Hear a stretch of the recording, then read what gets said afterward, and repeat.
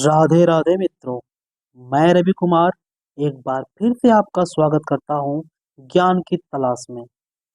एक दिन एक शिष्य अपने गुरु से कहता है, गुरु जी, मुझे एक प्रश्न का उत्तर चाहिए। मैं कई दिनों से इस गुत्थी को सुलझाने का प्रयत्न कर रहा हूँ, परंतु असफल हो जा रहा हूँ। गुरु जी बोले, बताओ वत्स, क्या प्रश्न है? शिष्य बोला, गुरुदेव, एक समय की बात है। चित्रकूट के राजा एक नगर में गए। वहां उनको एक सुंदर स्त्री पसंद आ गई। वह तुरंत उस स्त्री के घर गए और उनके पिता से बात करके स्त्री से विवाह कर लिया। विवाह करके जब राजा अपने नगर को वापस जा रहे थे, तभी राजा व रानी को दोनों को अत्यधिक प्यास लगी। पानी के तलाश में वह इधर उधर भटकने लगे। तलाश करते करते एक गुफा में जा पहुंचे। उस गुफा में पहले से ही एक नरभक्षी शैतान बैठा हुआ था। वह इंसानों को खोज खोज कर उनको मारकर खा जाता था और उन्हीं से अपनी भूख मिटाता था। शैतान पहले से ही इंसान की खोज में था और जैसे ही वहां राजा और रानी पहुंचे, उसने तुरंत उन पे आक्रमण कर दिया और राजा और रानी दोनों देखकर घबरा गए। परंतु राजा अपने प्राण बचाने की कोशिश करने लगे। रानी भी बचाने का पूरा प्रयास कर रही थी। इतने में राजा उस शैतान से गुहार लगाई और बोले, हे नरभक्षी, मुझे छोड़ दो, मैं इस नगर का राजा हूँ। तो वो बोला, राजा हो या नागरिक, मांस तो सबका एक ही स्वाद का होता है, तो मैं तुम्हें खाऊंगा और अपनी भूख मिटाऊंगा। राजा बड़े गुहार लगाने लगे। उन्होंने कहा, मैं तुमको दूसरा मनुष्य लाकर दूंगा, मुझे छोड़ दो, मैं तुम्हारे आगे हाथ जोड़ता हूँ। राजा ने वचन दिया कि वह 7 दिन के अंदर अंदर एक मनुष्य उस नरभक्षी शैतान के लिए जरूर भेजेगा। बहुत मिन्नतों के बाद शैतान राजी हुआ। उसने बोला, हे राजा, अगर मुझे 7 दिन के अंदर मनुष्य नहीं मिलेगा, तो मैं नगर में आकर राजा और रानी दोनों को खा जाऊंगा। राजा के दिए गए वचनानुसार राक्षस मान गया। राजा और रानी वहां से बचकर तो निकल गए, परंतु राज्य में पहुंचकर उन्हें एक ही चिंता सताए जा रही थी कि आखिर वो किस मनुष्य को उस शैतान का भोजन बनाकर भेजे। राजा को कुछ समझ में नहीं आ रहा था। वो अपने महामंत्री की सलाह लेते। तो मंत्री बोले, कोई भी मनुष्य खुद को अपने आप को मृत्यु के मुंह में नहीं डालेगा। राजा बोले, जाएगा, अवश्य जाएगा। अगर उसे धन का लालच दिया जाए तो वह जरूर जाएगा। मंत्री जी को यह विचार अच्छा लगा, तो उन्होंने नगर के चौराहे पर सोने हीरे से बनी हुई मालाएं और ढेरों धन नगर के चौराहे पर रखवा देते हैं।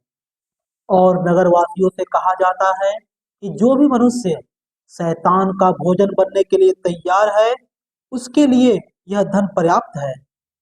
उसे पर्याप्त मात्रा में धन राजकोष से भी दिया जाएगा। नगर के लोगों को धन पाने की बहुत अति अभिलाषा हुई, परंतु वह यह सोचकर पीछे हट जाते कि धन प्राप्त करने से क्या फायदा जब हम स्वयं ही जिंदा ना रहें। इसी कारण लोग पीछे हटते चले जाते थे। राजा को जब सारी बात पता चली, तो राजा बहुत चिंता में पड़ गए, परंतु उनको विश्वास था कि कोई जरूर आएगा जो अपने प्राण न्यौछावर कर देगा। उसी नगर में एक जुगिया नाम का भिखारी था, जिसके 3 पुत्र थे। वह बहुत ही ज्यादा दरिद्र था। वह धन देखकर लालच में आ गया और अपने पुत्र से राजा की बात को मानने का आदेश दिया। वह पुत्र भी अपने पिता के आज्ञा पर प्राण न्यौछावर करने के लिए तैयार हो गया। अगले दिन जब सुरेश शैतान का भोजन बनने के लिए जाने लगा, तो पहले वहां पे महारानी के द्वारा उसकी आरती उतारी गई। परंतु वहां पे एक ऐसी घटना घटी जिसे देखकर लोग दंग रह गए। पहले तो सुरेश बहुत तेज का हंसा, उसके बाद वह बहुत तेज से रोने लगा। राजा के सैनिक सुरेश को उस गुफा में ले गए जहां पे नरभक्षी रहता था। वह व्यक्ति जिसका नाम सुरेश था, उसने चालाकी दिखाई। वह साधारण तरीके से उस शैतान का भोजन बनना स्वीकार नहीं किया। उसने शैतान से खूब लड़ाई की और अंततः सुरेश ने शैतान को मार डाला और अपने आप को भोजन बनने से बचा लिया। इतनी बात गुरुदेव से कहने के बाद शिष्य गोवर्धन दास गुरुदेव से पूछा, गुरुदेव, मुझे एक बात समझ में नहीं आई। पहले तो वह सुरेश नामक व्यक्ति जोर जोर से हंसा और उसके बाद वह जोर जोर से रोने लगा। इसका क्या अर्थ है? पहले तो गुरुदेव थोड़ा सा मुस्कुराए। उसके बाद उन्होंने कहा, बच्चा गोवर्धन दास, तो सुनो। पहले वह व्यक्ति हंसा क्योंकि उसने सोचा कि जिस राजा को प्रजा की रक्षा करना चाहिए, आज वही राजा मुझे मृत्यु के मुंह में भेज रहा है। और उसके बाद वह रोया क्योंकि उसको विश्वास था कि उसके घर वाले उसकी जरूर मदद करेंगे, परंतु उसके मदद के लिए कोई सामने नहीं आया। बच्चा गोवर्धन दास, आज के समय में इंसान को अपनी लड़ाई स्वयं लड़नी पड़ती है। कोई भी व्यक्ति आपकी मदद करने के लिए कभी नहीं आएगा।